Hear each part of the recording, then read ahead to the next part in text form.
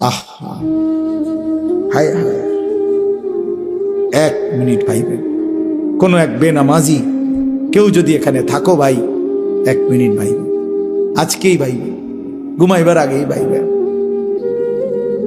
নবীজি জিজ্ঞেস করবে, উম্মত, আমি 23 বছর উম্মত। হাসরের ময়দানে নবী বলবে, আমলনামা দেখাইয়া বলবে, প্রত্যেককে সুপারিশের জন্য নবীজির কাছে চাইতে হলে আমলনামা জমা দিতে হবে। ওমা, সুপারিশের কোনো কাগজপত্র নাই, কথা কোনা, কোনো নিয়ম কানুন নাই নাকি?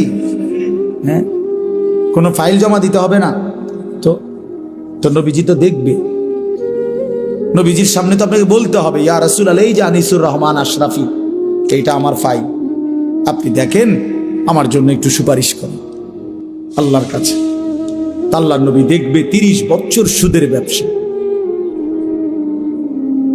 60 বছর বয়স, 60 বছর পর্যন্ত বিড়ি সিগারেট খাইয়া গেছে। 30 বছর, 60 বছর বয়স, কোনদিন গালি ছাড়া কথা বলে নাই। ছেলেটা বেনামাজি, মেয়েটা বেপর্দা, স্ত্রী বেপর্দা। মৃত্যু পর্যন্ত আমার উম্মতের ঘরে প্রতিদিন রঙিন টেলিভিশনে নাচ গান নর্তকীর ছবি চলছে। তার ছেলে মেয়ে নাতি নাতনি বসে নাচ গান নাটক সিনেমা দেখে গেছে। কোনদিন গালি ছাড়া কথা বলে না। হালাল রোজগার বলতে কিছু নাই। ফজরের নামাজ 1000 পৃষ্ঠা উল্টাইও, ফজরের নামাজ বলতে কিছু নাই।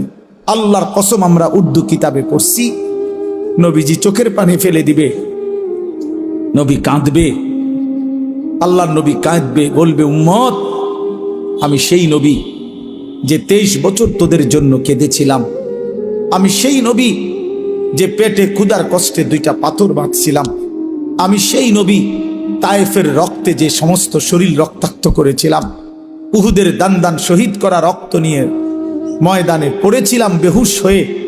আমার এত রক্ত, আমার এত চোখের পানি, আমার এত ক্ষুধার কষ্টের বিনিময়ে উম্মত, এই আমলনামা, তুমি আমার এত বড় বেইজ্জতি কেমনে করলে? আমি কেমনে আমার আল্লাহর সামনে এটা দেখাবো যে, আয় মাওলা, এটা শ্রেষ্ঠ নবীর, শ্রেষ্ঠ উম্মতের আমলনামা?